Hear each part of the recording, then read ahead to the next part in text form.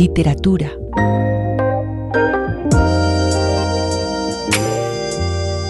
Nos acompaña hoy en la HJCK Mariluz Vallejo, periodista, profesora, escritora, historiadora del periodismo en Colombia. Bienvenida. Gracias, Laura. Me da mucho gusto estar aquí por primera vez en HJCK. Y nos reúne hoy en esta conversación tu libro Estrictamente Confidencial, casi que una biografía de Eduardo Santos. Este libro es un compendio de su correspondencia, pero también un análisis del país en los años entre los 30 y los 50, con un amplio archivo. Entonces quisiera empezar por ahí, que nos contaras cómo fue ese proceso de recopilación de las cartas de información, de idas a la Luis Ángel. Bueno, este libro recoge la correspondencia del hombre público y privado que descubrí en ese archivo que hay en la Luis Ángel Arango. Allí está el fondo y por pura casualidad o serendipia, como dicen, iba buscando un cruce de cartas de Eduardo Santos con los republicanos, con españoles republicanos, de los cuales Santos pues fue un protector y que acogió a muchos de ellos durante la Guerra Civil y después de la Guerra Civil Española,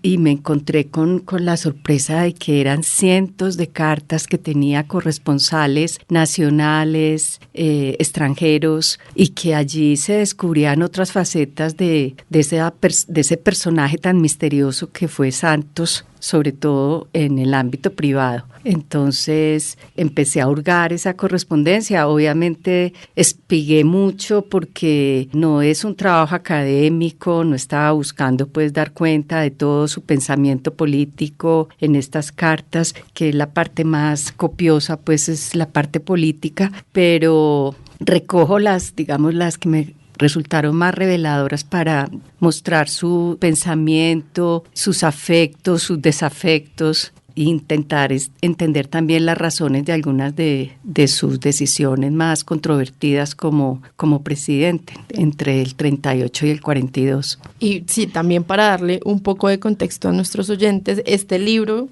llegó este año, precisamente en el que se cumplían 50 años del fallecimiento de Santos, el 27 de marzo del 74. Y unas son las cartas que están acá recogidas y otro es el material que llega después de la publicación del libro, como las cartas que te entregó el nieto en la Feria del Libro.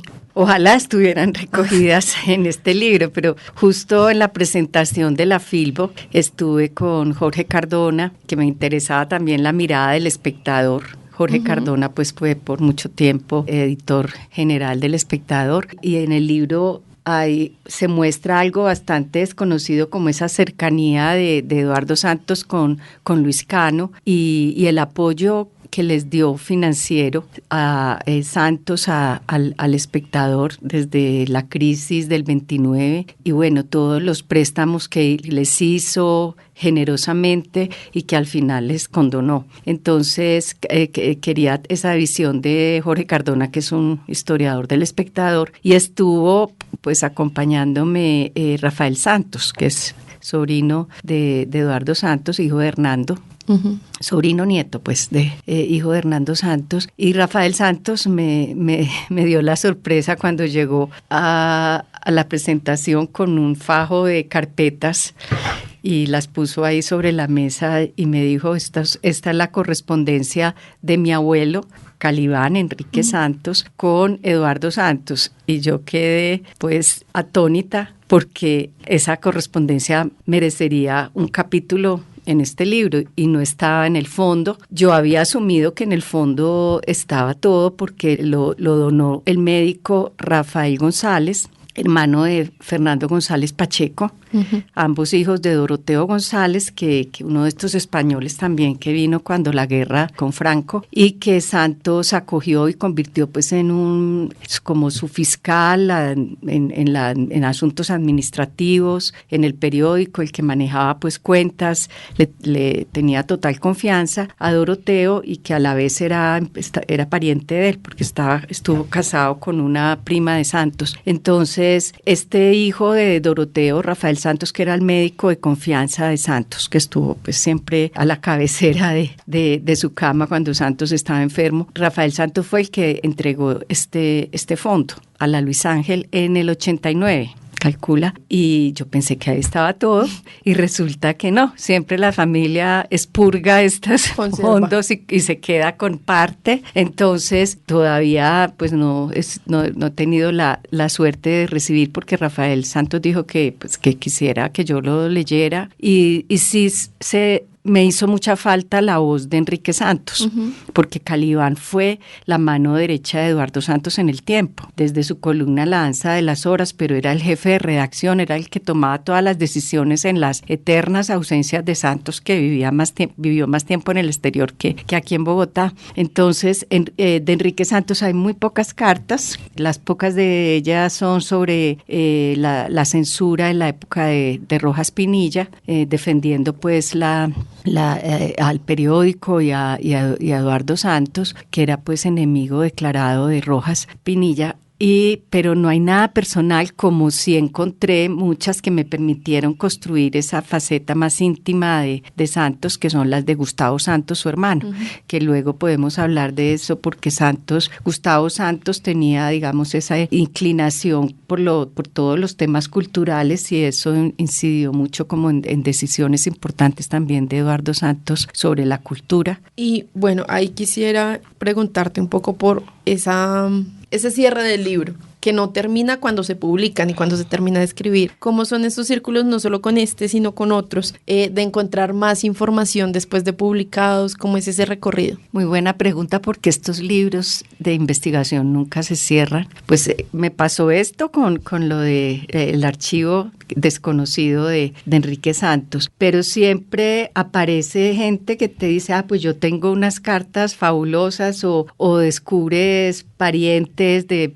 personajes que estaban aquí, no tanto en este libro como por ejemplo en el de Xenofobia, que es un libro que publiqué con Planeta en el 2022 sobre extranjeros perseguidos y expulsados en el siglo XX. El periodo es muy grande, va desde los años 20, es incluso mayor el periodo histórico que en de los 20 hasta los 70, hasta finales de los 70, y ahí sí he seguido encontrando casos asombrosos de expulsados, y pues uno queda siempre con el remordimiento de que, ¿por qué no me enteré de esto antes? ¿Por qué no lo incluí? Pero estos libros de investigación, que además están, el de los expulsados es un filón muy nuevo en la historiografía colombiana.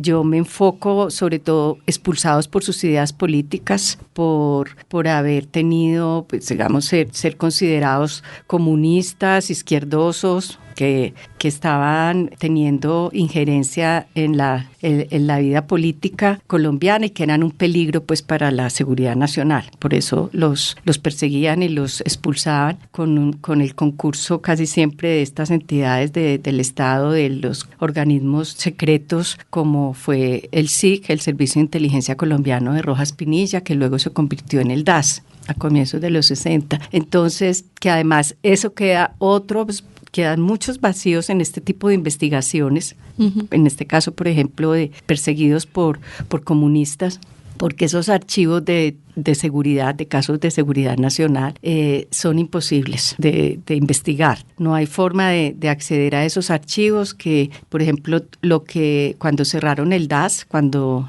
Juan Manuel Santos cerró el DAS, esos archivos pasaron al Archivo General de la Nación en el 2014, pero en el Archivo General de la Nación también es imposible. Siempre hay que pedir autorizaciones y nunca se puede acceder a ellos. Yo estoy casi segura que los desaparecieron, que esos archivos antes de los expulgaron, y esas historias no se van a conocer. Y otras historias que uno trata de confrontar, porque un investigador, cuando uno trabaja con archivos, siempre quiere triangular, ¿no? Esos archivos. Yo llegué hasta para confrontar ciertas historias en las que intervinieron Fuerzas Armadas, o con casos concretos, por ejemplo, de la expulsión de un yugoslavo que era de la Marina en Cartagena, y que ese personaje fue increíble porque él fue de los que descubrió en un galeón hundido en la bahía de Cartagena, ese y otros galeones, porque era buzo de la Armada, y pues eso fue en el año 61, o sea, después se especuló qué galeón podía ser, si el San José, pero el caso es que eran de estos viejos galeones, pues, que estaban allí desde la guerra con Inglaterra. Entonces, este personaje, yo quería, pues a él lo expulsaron del país, imagínate, fue declarado héroe nacional por sus servicios como buzo, y a los 2 años lo expulsaron de la Armada, que porque pertenecía al sindicato y era un subversivo, y poco después lo expulsaron. Esa historia no está en ninguna parte. Yo quise ver en el Ministerio de Defensa qué registros había, pero para llegar a esos archivos que están muy organizados, pero nadie puede acceder porque te piden la autorización de todos los familiares. Tú tienes que llegar con las cartas de autorización para ver archivos de los años 50, 60. Sí, un poco de pedidos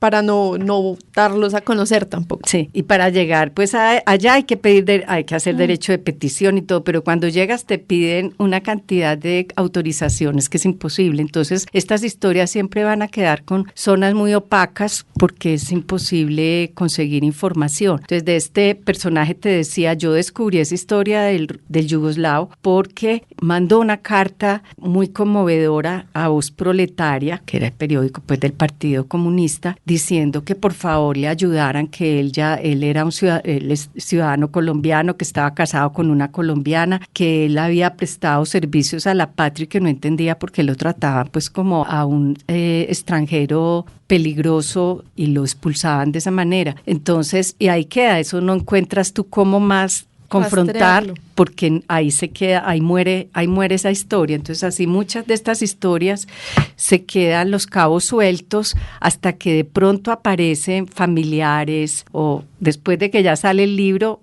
ayuda a que sigan saliendo historias. Entonces, lo ideal sería uno poder seguir haciendo reediciones para ir completando. Algo así nos contaba acá hace unos meses José Guarnizo, cuando estábamos hablando de su libro Griselda, que este es el libro que publicó este año, es el segundo, porque en el primero, tal cual, salió la publicación del libro, y quien viene a ser uno de los personajes principales de este segundo libro, vio esa primera edición y dijo, yo tengo la historia. Y lo contactó, y así es como salió ese nuevo libro, el de Griselda. Pero bueno, volviendo un poco a Eduardo Santos, ahora que lo mencionaste con su relación con Rojas Pinilla. Con Rojas Pinilla tuvimos el tema de la televisión y hubo como un impulso muy importante en la radio en el país, pero fue Eduardo Santos quien inauguró la Radio Nacional Difusora. Y ahí viene un poco esa cercanía de él con la cultura. Pero antes, pues quisiera que escucháramos esa presentación, esa inauguración de la Radio Nacional Difusora muy brevemente, que hizo el 1 de febrero de 1940.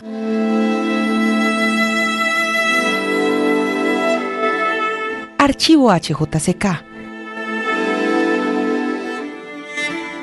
La Radiodifusora Nacional de Colombia, que esta noche inicia sus labores, es la culminación del largo esfuerzo destinado a dotar al Estado de un poderoso y eficaz instrumento de cultura. Esta radiodifusora pertenece a la nación colombiana y ha de estar siempre a su servicio exclusivo. Estarán excluidas de ella las polémicas personales, las voces de discordia, las propagandas interesadas. Sus únicos propósitos son trabajar por la cultura nacional en todos los órdenes, colaborar con las universidades, colegios y escuelas en intensas labores de enseñanza, contribuir a la formación del gusto artístico con programas cuidadosamente preparados, dar una información absolutamente serena y desapasionada, totalmente objetiva, que lleve a todos una breve y fiel síntesis de cuanto en el país y en el exterior sucede. Bueno, ahí escuchamos a Eduardo Santos y un llamado que hace a que la radio sea un mecanismo de cultura. Estamos hablando de 1940, cuando la radio en Latinoamérica tenía unos tintes más políticos. ¿Cuál crees que fue cuáles eran esos intereses que hicieron que él viera la radio como un llamado a la educación y a la cultura antes que a la política? Bueno, ya la radio comercial había surgido, ¿no? Desde el año 29, pero pero es que estamos en una época de muchos odios políticos, pese a que ya Eduardo Santos hace parte de la República Liberal, que empezó en el 30, ahí pues el bipartidismo se siente con toda su fuerza, y no olvidemos que también hay un interés por hacer monopolios de medios, y ya empiezan a entender que la radio es un vehículo, ¿no?, para hacer proselitismo político. Entonces creo que ese es un llamado premonitorio de Santos para evitar lo que va a pasar después, porque pocos años después surgen en esos mismos 40 los radioperiódicos que van a ser extensiones de la prensa escrita, pero ya con toda la pasión, el carácter provocador que tienen los radioperiódicos. Por eso les dijeron a los del 9 de abril que se tomaron esta radio nacional, los radioamotinados, entre los que estaba Jorge Salamea, por ejemplo, José Mar.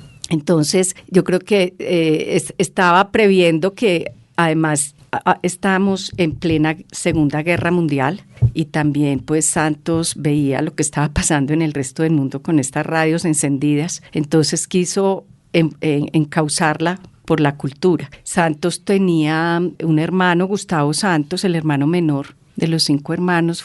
Gustavo era el artista de la casa, y incluso pues Eduardo Santos estudió artes, música, era un gran melómano, y Santos lo llama estaba en San Francisco, en California, estaba en un cargo diplomático. Él se pasó, pues, Gustavo Santos, disfrutando las mieles de la diplomacia casi toda su vida, pero Eduardo le escribe, en una de las cartas le dice: hermanito, vente porque te necesito, y aquí van a hacer una emisora que va a ser como la BBC de Londres, le dice, para seducirlo y se venga a trabajar aquí, y le dice pues que va a tener los más altos niveles de calidad, pero no convence a su hermano. De todas formas, hay una gran ironía con Eduardo Santos y la radio, que él que fundó, y le escuchamos esas palabras llamando también, ¿no?, a la concordia, a la civilidad, que era propio de su temperamento, era un hombre tan sereno, tan equilibrado. Entonces es muy curioso que él detestara la radio. Eso lo descubrí en las mismas cartas. En muchas hace comentarios: tú sabes que yo odio la radio, no enciendo ese aparato, ese Philips, no lo enciendo nunca, porque para él la radio era sinónimo de beligerancia, ¿no?, de incendiar los ánimos, de promover el odio. Para él la radio era ruido, y era un medio para expandir rumores, y él odiaba el rumor. Alguna vez dijo que él haría una cruzada nacional contra el rumor, y para él la radio era ese vehículo de los rumores, de los chismes. Entonces es bien particular esa relación ahí. Y pues a la par de la radio también estaba muy presente en su vida la literatura. Me llamó mucho la atención como conocer este hombre coleccionista de libros raros, pero también asociados como a la historia. ¿Cuál era la relación un poco de él también con quien mencionas que compartía ese gusto, con Paul Rivet? Así, con el gran americanista que fue Paul Rivet, y Santos también fue considerado un americanista estudioso, sobre todo de Santander. Él amaba la figura de Santander como buen liberal, y con Paul Rivet pues compartió esta pasión. Paul Rivet, recordemos, fue el fundador del Museo del Hombre en París, y en Colombia él llegó en el 41 ya a establecerse como refugiado político, porque Paul Rivet pues era un defensor de la causa francesa, y en ese momento ya con la invasión con Francia invadida por Alemania, Rivet pues fue un líder pues de estos comités anti-alemanes, antinazis, y Santos, pero ya Santos lo había conocido, desde como Santos pues vivía largas temporadas en París, se habían conocido allí, y Gustavo Santos también había propiciado los acercamientos, y ya había estado en Colombia Rivet, y ya le pide al presidente que lo reciba, y él propone la creación del Instituto Etnológico Colombiano con Gregorio Hernández de Alba, pero digamos el artífice del Instituto Etnológico fue Paul Rivet, y empezó esa escuela de formación de antropólogos desde allí, hasta que estuvo 2 años, lo dejó muy bien montado, incluso con financiación. Entonces, con Rivet hablaban muchísimo de estas figuras, porque Rivet vivió muchos años en América Latina haciendo pues sus expediciones científicas, pero también Santos, pues muchos de sus corresponsales estaba siempre hablando de libros y sabían que le interesaba muchísimo, y él era coleccionista. Uno de ellos era Daniel Samper Ortega, uno de estos corresponsales que es el abuelo de Daniel Samper Pisano, y con Daniel Samper, que fue el que organizó la Biblioteca Nacional en el año 38, cuando fue el 4º centenario de la Fundación de Bogotá. En agosto del 38 coincidieron, estaba saliendo del gobierno López Pumarejo, dejando el gobierno, y el entrante era Santos. Entonces Daniel Samper venía ya en esa tarea de organizar la Biblioteca Nacional, y pues estaban todo el tiempo compartiendo libros incunables, y entonces es muy bello ver cómo sus corresponsales en el mundo le mandaban, sabían que a él le gustaba. Entonces el hijo de Luis Eduardo Nieto Caballero le mandaba mucho material, ¿no?, de estos libros que sabía que el doctor Santos se babiaba por tenerlos autografiados, y otra corresponsal que él tuvo, que esa es muy bella, Margaret Thompson, que le decía Miss Daisy, que fue como la gran amiga de Lorencita y de Eduardo ya en su madurez. Y yo al leer las cartas, que es una carpeta abultada con Margaret Thompson, me di cuenta de que fue como la hija que no vieron crecer, que su hija Clarita murió muy niña, y esta con Margaret sostuvo una larga conversación, y ella siempre le estaba buscando en librerías de viejo, en todas partes. Ella vivía en Nueva York. Entonces, y no olvidemos también que Santos fue miembro de la Academia de Historia, y fue un miembro muy activo, y sostenía la academia prácticamente, porque él incluso cuando ya recibió su pensión de presidente la donó a la academia. Entonces por eso la academia le ha hecho varios homenajes en este 50º de la muerte que tú mencionaste, porque fue un académico pues entregado a la causa. Y también cómo se ven esas recomendaciones literarias a otras personas, no solo que llegan a él, sino él al final de las cartas o en las citas todo el tiempo está haciendo referencias a escritores y a poetas. Sí, él es un tipo, pues yo de lo que descubrí de Santos es que fue un hombre muy culto, que no, digamos, de los presidentes más cultos que hemos tenido, quizás. Él era francófilo total, entonces tenía un enorme conocimiento de la literatura francesa, del arte. También hemos hablado que también fue coleccionista de arte, no solo coleccionó libros, coleccionó grandes libros. De hecho, su biblioteca, el fondo, son casi 2.000 libros, y por suerte están en la Biblioteca Nacional, porque se estaban dispersando en el tiempo. Él los donó. En su testamento dijo que su biblioteca, que era muy rica porque además recogía la de su padre, de Francisco Santos, que también fue un intelectual, y es una biblioteca en francés, inglés, italiano, porque Santos era un hombre que hablaba varios idiomas, y su padre también. Entonces es una biblioteca riquísima que él donó al tiempo, pero en el tiempo no la supieron apreciar y se estaba perdiendo. O sea, cualquiera se podía llevar un tomo, y entonces a buena hora pues Daniel Samper contribuyó a que llegara esa biblioteca, a ese fondo ya bibliográfico, a la Biblioteca Nacional. Y las obras de arte también fueron otra de sus pasiones, también muy influenciado por su hermano Gustavo Santos, que fue crítico de arte, y él apoyó muchos artistas que es también ahí en las cartas se descubre cómo fue un mecenas de artistas, por ejemplo, Ricardo Rendón, el gran caricaturista que trabajamos en el tiempo, sus últimos años, pues o toda la década del 20 y contribuyó a tumbar la hegemonía conservadora con sus trazos y se suicidó en el 31, pero Rendón ya se suicidó porque ya estaba muy deprimido. Siempre ha habido el rumor de que le estaban censurando sus caricaturas, posiblemente, porque ahí es nada raro, porque había que apoyar ya a Olaya Herrera y Rendón era un caricaturista independiente, seguramente hizo críticas también contra Olaya, contra el nuevo gobierno liberal y se las guardaba, pero de hecho es que, pues lo cierto es que ya Rendón estaba muy minado moralmente.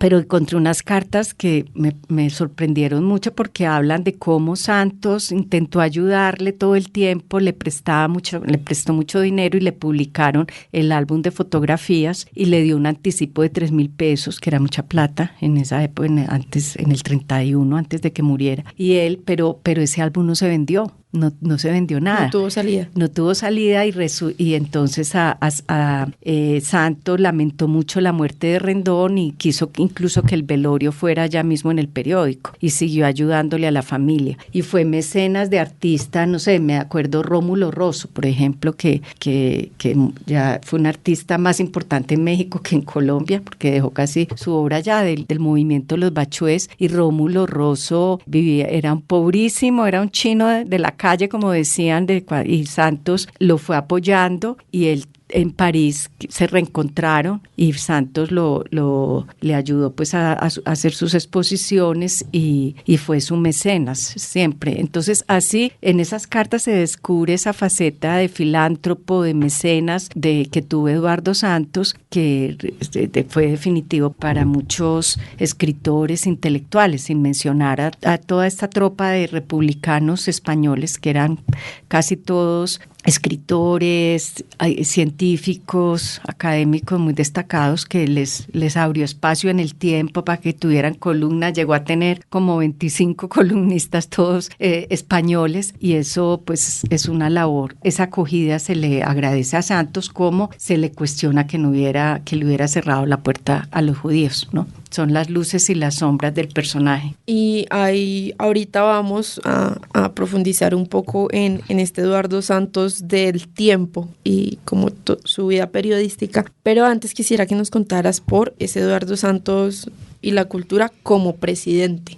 ¿Cuáles fueron como esos grandes aciertos y bajas ahí también? Para mí lo más importante fue la Radio Nacional, que hubiera creado la Radio Nacional, y ya él venía de hecho impulsando la creación de la Orquesta Sinfónica, que ahí también detrás tuvo mucho que ver Gustavo Santos, y darle apoyo al Conservatorio Nacional, a las Bellas Artes. Creo que él impulsó, sobre todo con ese, no como una política cultural tanto, el reconocimiento que también desde el periódico El Tiempo le dio a tantos artistas. Yo creo que él marcó ahí mucho una línea editorial para que se reconociera el talento colombiano. Y como presidente, a él, digamos que su consentido en El Tiempo era el suplemento dominical. Fue su gran consentido y estaba muy vigilante de todo lo que salía, lo que se publicaba, y acogió pues colaboradores. Ahora recuerdo que en su correspondencia de lo más importante con intelectuales y escritores es la que tiene con Gabriela Mistral, con la poeta chilena Gabriela Mistral,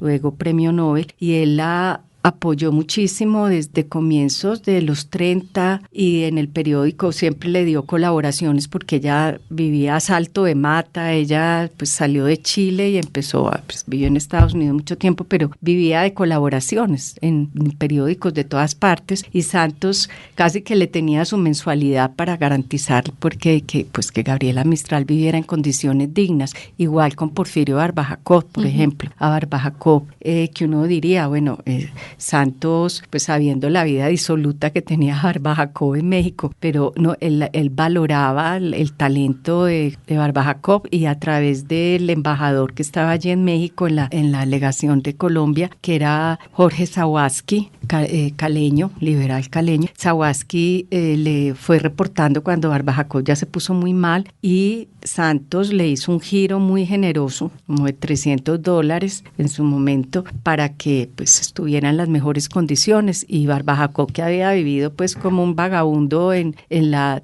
pobreza absoluta, tuvo una muerte pues más digna y en un buen hospital, y le quedó hasta dinero para dejarle a su hijo putativo. Entonces creo que Santos entendió la cultura muy como una causa personal y de ayudar a estos amigos, pero es curioso, en esa época pues no lo entendió tanto como una política pública, sino como una causa particular, y era pues parte de esa generosidad, y por eso una de las leyendas en torno a Santo pues es que era multimillonario. Siempre fue esa leyenda que era un hombre riquísimo, y uno ve es que sí tuvo mucho dinero, sí fue millonario. Él mismo decía que él nunca buscó ser rico, pero la plata lo buscaba, era asquerosamente rico, podría decir él, pero asimismo él la distribuía, le ayudaba a mucha gente, y no solo en Colombia, sino en el exterior. Un poco también todo lo que mencionas encausado a apoyar artistas y a apoyar la música venía influenciado por su hermano. Uh-huh. Y que tanto también por la esposa, por Lorencita. Pues Lorencita también era una filántropa, y siempre ella fue la que creó el hospital infantil. Lorencita Villegas, esa fue pues desde que Santos asumió la presidencia, la causa de Lorencita fue esa, dejar un hospital. Sin embargo, cuando estalló la Segunda Guerra, que fue digamos una sombra que tuvo, una nube negra que tuvo Santos durante todo su gobierno, cuando termina la Segunda Guerra, mientras está la Segunda Guerra, incluso cuando termina, pues no hay plata se acaba la financiación que podía conseguir Santos de empresas extranjeras, y él mismo le escribe a Rockefeller, le manda una carta a Rockefeller. Él tenía una correspondencia fluida con Rockefeller, le dice que por favor piense pues que le ayude para este hospital, y que sería pues muy importante ayudarle que es muy importante ayudar a los huérfanos de la guerra, sí, que él entiende, pero es que la pobreza aquí en Colombia es algo también dramático, y que este hospital pues va a cumplir una labor muy importante. Finalmente creo que Rockefeller no se le movió el corazón, pero el hospital sí se abrió unos años después, como hacia el 53, y con la mitad de las camas que esperaban, pero esa fue Lorencita, y abrió otro en Risaralda, donde ya pues es de oriunda de Dos Quebradas, y tuvo muchas obras de beneficencia. De hecho, Santos la apoyaba en todo, y todo lo que ella pedía, y en el testamento hay una mención especial a todas estas obras de beneficencia para que se sigan sosteniendo, para que la casa editorial El Tiempo, que es la propietaria pues universal del periódico, las siga sosteniendo todas estas obras. Que es el que lo hayan hecho, habría que investigar hasta cuándo sostuvieron tantas obras de caridad. Pero sí, Lorencita era una mujer muy culta, y ellos disfrutaban pues la vida cultural, pero sobre todo lo de Lorencita sí fueron de obras de caridad, sociales. Obras sociales. En este momento también caigo en cuenta que esta es una conversación intergeneracional, un poco, y pues personas nacidas a finales de los 90, estas nuevas generaciones, cuando hablamos de la historia de Colombia y de sus presidentes, hablando de Gaviria hacia atrás, como hay nombres que están muy marcados, como es Rojas Pinilla, Alberto Lleras, Mariano Ospina, porque Eduardo Santos no está tan presente como ellos en esa historia. ¿Qué pasó en la historia para que también la documentación que hay sobre él no sea tan amplia? Sí, buena pregunta, Laura, porque justamente me interesa en revivir la la figura de Eduardo Santos, no solo como director del periódico más importante que hubo en Colombia en el siglo XX en términos políticos, porque era primo pues casi como liberal del Espectador, pero el poder político del tiempo pues es inconmensurable. Entonces no solo verlo como ese director que no era muy visible, porque él fue un hombre siempre que le gustó el bajo perfil, sino pues fue el jefe natural del Partido Liberal durante más de 50 años. Él solo se viene a retirar de toda esta vida política y social a comienzos de los 60. Digamos, su esposa muere, Lorencita muere en el 60 y él ya empieza su encierro. A él le decían el solitario de la calle 67, le tituló Daniel Samper una nota muy bella a su muerte, el solitario de la calle 67 con 13, él vivía ahí era su gran mansión, pues chapineruna, una casa quinta con jardines, y allí pasó sus últimos años hasta el 74 que muere. Pero entonces esa pregunta que tú haces, ¿por qué no fue tan conocido como los otros? Y creo que fue por esa personalidad justamente, porque no fue un hombre fogoso, no fue un populista, odiaba el populismo, no fue el gran orador, pues que tuviera magnetismo, él no tenía gran carisma, como si él lo tuvo López Pumarejo, que era un gran conversador. Santos era un hombre discreto, un hombre muy alejado de la vida social. Él odiaba los cócteles, la vida de los clubes sociales, pero siempre él lo que fue muy hábil para rodearse, siempre, y era un gran cazatalentos. Él sabía quién le servía, se supo rodear siempre muy bien, tenía informantes en todas partes, y entonces tenía los informantes que iban a los lagartos, al jockey, al gon, y le traían todos los chismes y lo mantenían actualizado. Entonces fue un hombre de bajo perfil en ese sentido, sabiendo que era poderosísimo, que la gente, él era pues como el santísimo expuesto a él, todos le piden favores, becas, cargos diplomáticos, le piden de todo, porque además con esa leyenda de que era pues millonario. Entonces yo creo que fue porque no fue un tipo que cazara peleas, combatiente, aunque tenía fuertes enemigos. O sea, él fue un enemigo declarado de López Pumarejo, y son dos personalidades muy opuestas. Pero tú de López, claro, López tenía un carisma impresionante, y hay muchas biografías de López, hay muchos libros de López. De Santos, yo lo que me encontré es que no había biografía, no existían biografías, existían acercamientos biográficos y varias compilaciones de otras cartas, sobre todo de los documentos más políticos, públicos, de sus discursos, que eran maravillosos, porque cuando yo te digo, no fue el gran orador, porque era un hombre que tenía además fama de frío, como hierático, distante, y él era distante, pero escribía como los dioses. O sea, tenía una pluma, una prosa brillante, una riqueza conceptual. Uno se lee estas cartas que no están completas porque no tenía posibilidad de hacer un tomo suficiente, y no quería repetir una antología de cartas, que ya Otto Morales había hecho compilación de unas cartas y un perfil.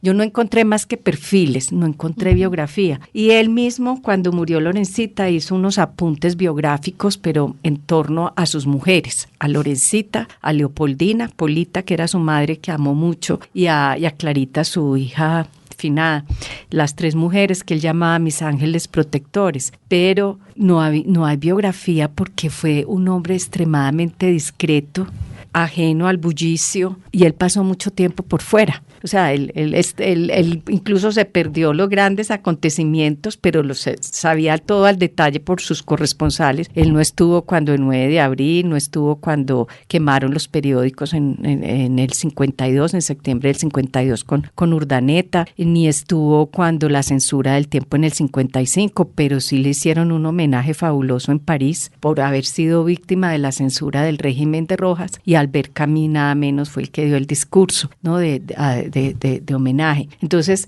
no estuvo en esos momentos, pero se sabía todo lo que estaba pasando. Entonces es una figura que, quizá porque no estaba todo el tiempo aquí presente, porque él no era de dar entrevistas de tipo más personal, porque era un hombre que apreciaba la soledad, le gustaba si estaba en su casa encerrado con unos pocos amigos, y en Biserta su finca pues en Cundinamarca, su casa de recreo, pero siempre apreció y cuidó su privacidad. Entonces y como no era un pendenciero, no era un Laureano Gómez pues buscando camorra, pero es curioso que no haya habido como ese interés por acercarse a este mismo fondo que está ahí hace años, estaba ahí reposando. Sí se usan cartas para citar sí se ha consultado pues, pero no para escribir esa biografía. Esto no es una biografía ni mucho menos, es un acercamiento biográfico a partir de estas cartas y en este periodo. Yo no empiezo desde sus años de juventud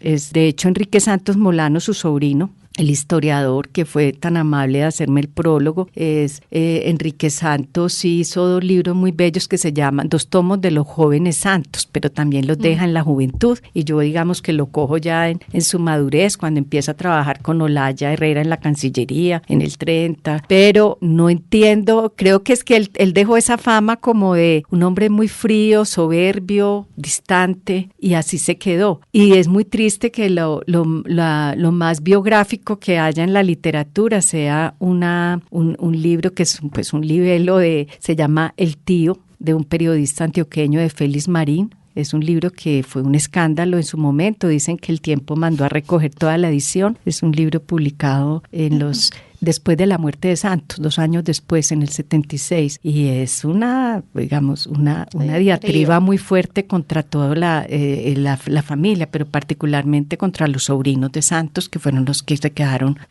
manejando el periódico ya después de la muerte de Santos y de Enrique Santos y de Calibán. Entonces es curioso que haya sido tan despreciada esta figura como la figura de un estadista, de un humanista tan importante por los historiadores. Y hay algo que también se ve en las cartas, y es, él sabía que él era el protagonista.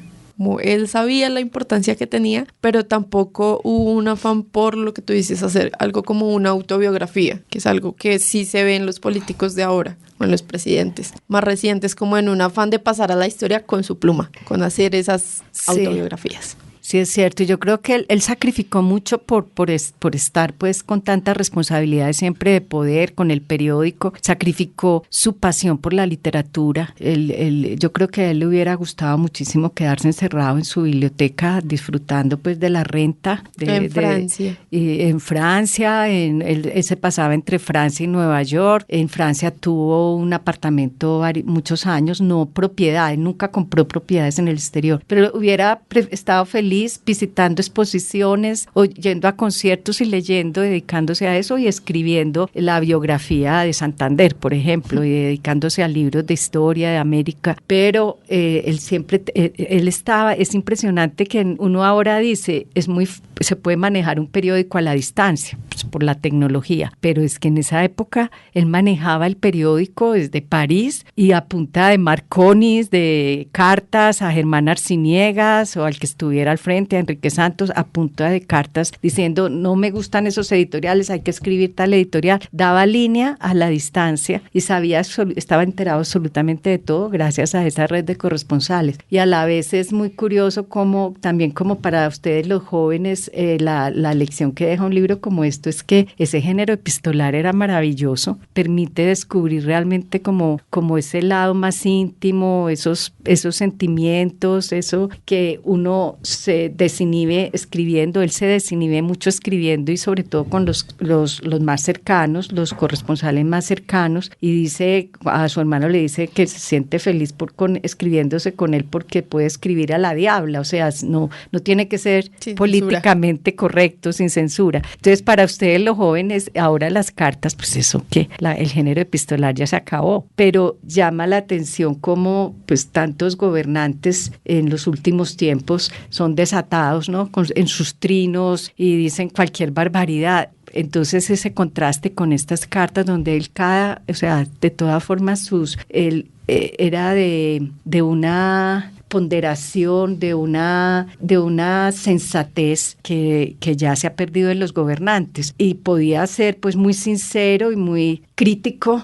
pero sin vulgaridades, ¿no? Con una elegancia, con sindéresis, no como... ¿no? Y hasta así aforismos, sus frases, él usa mucho el aforismo, esas sentencias brillantes, agudas, entonces él puede decir cosas muy fuertes, como que Laureano Gómez era un tipo malo, así como hay gente rubia, gorda, alta, Laureano era malo, químicamente malo. Eso es genial, o sea, tiene humor, y el humor se encuentra en estas cartas, también como un humor muy inglés y muy santafereño, unos apuntes geniales. Entonces estas cartas son una delicia porque se ve la cultura de él, siempre citando autores, como decías tú antes, siempre tiene una frase de algún autor de sus afectos que son de una filosofía profunda, o sus propias frases son de un filósofo. Entonces, y tiene humor y una sinceridad para definir a sus coetáneos, ¿no? Y para juzgar a otros políticos con mucha severidad, pero con toda la claridad y con toda la razón. Entonces, las nuevas generaciones pueden aprender de cómo se puede hacer una política, sin incendiar tampoco los ánimos, sin envenenar, con una elegancia. Se pueden tramitar esos odios políticos. Hay una de esas cartas que me llamó mucho la atención, y es una que le hace Alberto Lleras en el 58. Y habla bellísima. Precisamente de Olaya Herrera, de Ospina Pérez, como dice ahí, en una fe inicial que no era muy profunda, en cómo sus ideales se fueron en detrimento con el tiempo. Pero es eso, de nuevo, en ningún momento apela como a adjetivos descalificantes, sino todo de una manera casi poética. Sobre lo que mencionabas hace un rato, también ya haciendo como una reflexión frente al periodismo. Durante los años de censura, esa censura representó también un espacio importante en el tiempo para la cultura, por ejemplo. Cómo fue después ya de presidente el espacio que tuvo la cultura con estos columnistas, y cómo la cultura fue un espacio frente a la censura. Él fue un gran defensor de la libertad de prensa, y como defensor de esa independencia editorial nunca quiso que el periódico se convirtiera en un monopolio, adquiriera otro tipo de empresas o incluso tuviera otros medios. Él no quiso tener radio, una emisora pues del tiempo, ni nada. Entonces todo defendiendo la independencia, pero la censura a él le repugnó muchísimo. Creo que el gobierno que más lo repugnó fue el de Rojas Pinilla, la dictadura de Rojas. Tanto así que él decía que peor que Laureano Gómez, que ya vimos pues que era su bestia parda, peor que Gómez es Rojas, ¿no? Es Rojas Pinilla. E incluso y peor, que es otro de las fobias de Santos que no hemos mencionado, peor que el nazismo, que esto es muy fuerte, es el comunismo. Él era un anticomunista declarado. Entonces, que hay ahí lecturas pues contradictorias, porque él fue gran defensor de los republicanos, que eran considerados rojos, ¿no? Los republicanos en ese momento. En esa época, claro. Pero él los defendía, los defendía a muerte. Entonces ahí hay que hacer pues muchos cruces como en esa época. Pero creo que sí, cómo burlar la censura en ese periodo de Rojas era metiéndole más cultura, pero también él defendía mucho la información local, la información nacional, y él cuando estaban en esas épocas de censura, entonces empezaban a sacar muchos temas sociales, que las fotos de los militares con sus esposas, y él en una de las cartas le dice, creo que es a Germán Arciniegas, no es necesario que estén elogiando a las esposas de los militares y que les den tanto espacio y que saquen tanto la foto de Rojas Pinilla, no tenemos que ser pues como tan obsecuentes, casi que tan lambones con el régimen. Bájele a eso, y en primera página empiecen a hablar también de información nacional, de temas nacionales, no todo lo internacional, porque pues a él le tocó, digamos, estar desde fuera equilibrando esas cargas, pero aquí había mucho temor a la censura. Y lo cultural siempre fue un salvavidas, siempre la información cultural fue un salvavidas en la prensa. Falta, pues no pueden hablar de política, pues hablemos de temas culturales. Entonces es muy sabroso incluso leer las secciones de opinión del Tiempo y de otros periódicos en esa época, porque hay más espacio para la cultura. Ahí fue un poco más fuerte y más decidido, pues no digo más decidido, pero sí más fuerte, más directo y un poco con menos diplomático Calibán frente al cierre del Tiempo, que escuchaba el discurso que dio en el Hotel Tequendama Eduardo Santos, como que hay ese contraste. Y quisiera que escucháramos como ese inicio de ese discurso que dio en el 55 Eduardo Santos.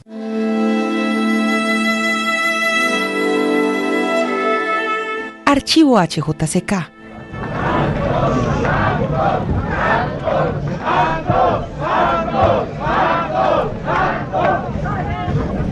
Señor doctor Alberto Lleras, señor expresidente López, señora de Olaya Herrera, señoras, señores, para expresar nuestro infinito agradecimiento por cuanto esta manifestación tenga de personal, no encontraríamos mi mujer y yo palabras que en parte siquiera tradujeran lo que estamos sintiendo. Representáis ante nuestros ojos, llegados aquí desde todos los extremos del país, unidos por un mismo sentimiento de amor a la libertad y a la justicia, lo mejor que la patria tiene. Y no una patria atemorizada y sometida, sino una vibrante y resuelta, que no abdica ni de sus tradiciones, ni de sus anhelos, ni de sus ideales, y que nos llena de orgullo y de esperanza. Por lo que estáis haciendo con nosotros, ya en ninguna parte podremos sentirnos solos. Vuestro recuerdo será siempre el mejor de los compañeros y bastará para borrar todas las tristezas de la ausencia. La vida no podría darnos nada que valga tanto como esta generosa amistad, esta solidaridad integral, esta espléndida comunidad de ideas y sentimientos que hoy vincula a millones de colombianos y que culmina ahora en forma magnífica, no ciertamente como un final magnánimo, sino como el principio de cosas grandes y necesarias, en las cuales nosotros dos no somos sino pequeñas unidades, casi perdidas en el conjunto avasallador de una nación que no quiere ni puede resignarse a que se le desconozcan sus derechos y se les arrebaten sus libertades. Ahí lo escuchábamos y hay algo muy curioso que me mostrabas ahorita mientras escuchábamos este discurso, que fue en el 57, y que en el libro precisamente hay una foto de ese momento en el Hotel Tequendama donde está Eduardo Santos junto a Enrique Santos. Y un poco para ir cerrando como toda esta historia de este hombre privado, te quisiera preguntar precisamente por esa relación de él con sus hermanos, con la influencia, como nos has mencionado, de Gustavo en el tema cultural, pero también de Calibán, como ambos fueron como bastiones para Eduardo Santos. Sí, en Enrique Santos, desde su columna de La Danza de las Horas, pues fue como un faro de la opinión por muchos, desde los años 30, pero era muy contrastante la personalidad de los dos. Me voy a referir más a Enrique, que fue el coequipero de Santos ahí en el periódico. Fue muy contrastante porque sí, él era fogoso, contradictorio a morir. La columna de La Danza de las Horas está llena de contradicciones, de provocaciones. Era un temperamento muy distinto y Santos lo tenía que refrenar. Igual a a Gustavo también, porque eran imprudentes, todo lo que no, esa diplomacia de Santos para todo, por eso fue tan importante él como internacionalista y una autoridad en América Latina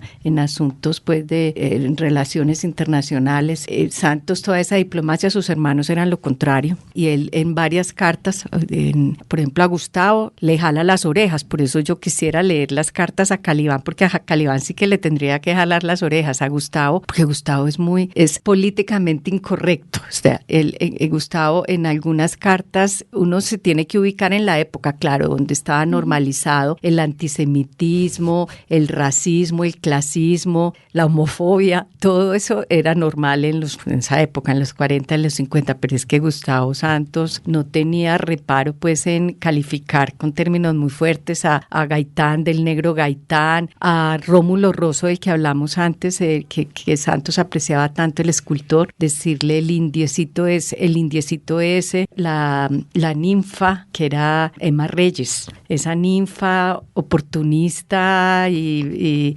avivata, unas descalificaciones tremendas, también de antisemitista, también contra los españoles republicanos, que él quisiera quitarse la sangre española, de sus venas sacar toda la sangre de españoles. Entonces, y así era Enrique Santos, pero aquí no se refleja porque no están esas cartas más íntimas, pero basta leer los libros que hay de compilaciones de la danza de las horas para ver pues que Enrique Santos era todo lo contrario a Santos en cuanto a equilibrio y a ponderación. Entonces, esa es como el retrato de familia curioso. Antes de que empezara esta investigación y como de adentrarte en este personaje, ¿cuál era la visión que tenías de él? Pues la verdad es de un hombre muy distante, que no vivió como todas las convulsiones desde aquí, porque sí, decía uno, bueno, el director propietario, siempre aparecía director propietario, pero que siempre estaba como más ausente, y que no lo veía como un tipo brillante, sí, que debió haber sido un hombre, pues un intelectual y muy, muy respetado y que gozaba de mucha credibilidad. Eso sí lo tenía yo claro desde antes, que era, el país creía en él, el doctor Santos, por eso le decían ese epíteto, ¿no? Ese reconocimiento del doctor Santos con un respeto, y el poder, era un hombre con una aureola de poder impresionante, entonces era como intocable. Y al descubrirlo en sus cartas, veo un hombre más vulnerable, más que entendió el ejercicio del poder casi como una mortificación, ¿no? Como que me tocó. Y él dice, en algún momento a mí me soltaron en el Partido Liberal como sueltan a un niño huérfano en la entrada de un hospicio. A un niño lo abandonan en la entrada de un hospicio, a él lo soltaron, como que es de nacencia ese amor por el liberalismo. Entonces sí sabía que sí me llamaba la atención de la figura de él como este patriota, como de esos verdaderos republicanos, porque él fue además un republicano de corazón, y que se hacían matar por el partido y que tenían como un elevado sentido del honor, del deber, y eso pues lo comprobé. Pero el que sí descubrí fue ese hombre cercano, más íntimo, tan generoso, tan buen amigo de sus amigos, tan devoto de su Lorencita, pues un marido tan fiel, y que fue un hombre con muchos más afectos de los que yo pensaba, y que se ven en esta correspondencia, tanto de sus parientes, de sus amigos del alma, adoptó a las viudas de los amigos, a los hijos de esos amigos. Él era un hombre de una extrema generosidad. Entonces era un tipo decente, o sea, esa es la imagen que me queda, un hombre decente que no se corrompió con el poder, porque él no hizo su fortuna por eso, él hizo la fortuna a pulso, que él no heredó de nadie ese periódico, él lo compró, y para comprarlo se endeudó, sino que tuvo muy buen olfato para los negocios y supo combinar el ser un empresario, ser estadista, ser un político con ser también un humanista y un intelectual. Es una cantidad de facetas que parecerían contradictorias. En el siglo XX, desde los inicios del periodismo, el periodismo y la política siempre fueron de la mano. ¿Y cuál sería esa invitación para si se quiere, los nuevos lectores o jóvenes lectores, algunos para descubrir y algunos para redescubrir a Eduardo Santos a través de este libro? No, creo que una buena manera es empezar por las cartas. Entonces se pica la curiosidad, ¿no? Ahí se siente el tono de él, la cultura, la exquisitez de sus lecturas. Entonces se puede empezar desordenadamente por las cartas, y las cartas los llevan a ver los perfiles, porque el libro está armado, ¿no?, en tres grandes perfiles sobre el Santos político, estadista, el Santos humanista y periodista, y el último Santos íntimo. Entonces creo que la mejor manera de que los jóvenes se acerquen es empezar por las cartas, para que vean un género, además ese género epistolar que se perdió por completo en esta época de redes sociales. Ya nadie escribe cartas ni a mano, y él muchas las escribe a mano, que tienen pues como el encanto, ¿no?, de la espontaneidad, de los tachones. Sí, que vean cómo él puede dar línea. Incluso la primera parte son cartas de navegación, que tenía tanta claridad del país, conocía también el país y conocía también todo el contexto americano, que él daba ruta así de memoria, le daba ruta es de una clarividencia, además, para entender la geopolítica, lo que puede sobrevenir, impresionante. Entonces creo que lee esas cartas, y si van a las más íntimas, son bellas, como la que tú citaste de Alberto Lleras, que fue un poco su pupilo díscolo, porque llegó a ser su enemigo cuando Alberto Lleras dirigía El Liberal, que le hizo mucha oposición al gobierno de Santos, pero a la vez él lo admiraba como un gran talento, como uno de los grandes escritores y estadistas, y le da esa, casi que le entrega un testamento político para que sepa gobernar y conozca cómo gobernaron sus antecesores y no se vaya a equivocar. Y creo que Alberto Lleras fue uno de esos otros gobernantes íntegros, insobornables, que no se corrompieron con el poder, y esa decencia. Entonces les dejo como esa enseñanza de Santos, que yo creo que uno tiene que ser también, juzgar estos personajes en su época, en su momento histórico, de que él decía que si él llegó a equivocarse, lo hizo de buena fe, citando a José Martí, que otro gran periodista, ¿no?, el cubano. Se equivocó de buena fe, no lo hizo deliberadamente con intenciones ocultas. Entonces, sí, es un libro para empezar a descubrir su voz, la voz más íntima y la voz tan clarividente de un personaje público. Bueno, con esta invitación cerramos esta conversación, también la invitación de parte de la H a descubrir la transparencia que hay en estos personajes, como esas cartas que son privadas llegan ahora a los ojos de muchas personas sin que eso revele ningún escándalo, como pasaría ahora, o está pasando, como sale un chat y es un escándalo, pues ya no hay cartas, pero todo lo que tiende a ser privado tiene un trasfondo. En cambio acá hay transparencia, es lo que me llevo de este libro. Y perdón, Laura, esa transparencia tiene una figura retórica muy linda que usa Santos, que es la casa de cristal. Él dice que una figura pública como es él, en su doble faceta de periodista, director de un diario y de presidente o de hombre, no, de político, toda su vida debe ser como una casa de cristal. Se tiene que ver todos sus actos, los tiene que conocer la ciudadanía, y esa, pues yo creo que es un principio de decencia, de respeto, que expresa muy bien la personalidad de Santos. Y que hoy en día, pues, sí hay mucha malversación de todas estas declaraciones y de estas cartas, pues se podría distorsionar muchísimo en las redes sociales, imagínate. Pues Mariluz, muchísimas gracias por este espacio, por este libro, por toda esta investigación, y bienvenida siempre acá a la HJCK. Gracias, Laura, muy querida, y ojalá otros jóvenes como tú descubran al personaje. Esta es hjck.com. Pueden seguirnos en todas las redes sociales como @lahjck.